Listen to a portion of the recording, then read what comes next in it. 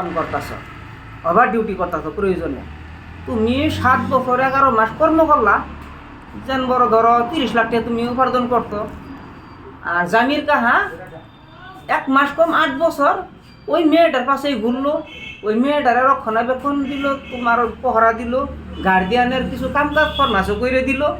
কিন্তু যখন বিয়ের সময় হইল, তুমি পয়সা পাতি তোমার আছে, বাড়ি ঘর ভালো আছে, একটা গাড়ি আছে,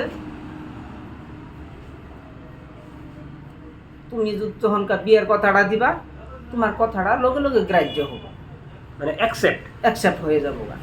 আর ধামির গাহারে জিজ্ঞাসা করবো খালি দেন বড় এই জেনে তেনে একটা বাড়িটা আছে আর কি, আপাতের মাটিও বেশি একটা নাই, কোনো ভালো একটা চাকরিও নাই। হ্যাঁ, তখনকার মানে ওই বছর অ্যাকসেপ্ট করবো না, মানে বিয়া ইনভাইটও করবো না। বিয়ে 3 বাইট তো করবোই না। বিয়ে 3 বাইট করলে মানে পুরোনো কথাগুলো ভাসাবো, তার জন্য বিয়েতে ডাকবো না। আর তুমি 1 মাসে কামিয়াবি হয়ে গেলা গা, তুমি সাকসেস। আর জামির কাহা 7 বছর 11 মাস পহারা দেওয়ার পরে 1 মাসে বিফল, তুমি 1 মাসে সফল। তো ওই সুন্দর মেয়েটারে নিয়ে কেরা বসবাস করবো সমকা? যার জন্য বাংলা ভাষাতে একটা কথা আছে, যদি হও টাকাপতি পাশে আসবে রূপবতী। টাকাপতি হইলে রূপবতী তালাশ করা লাগবে না, এমনিতেই আসবে। কারেক্ট,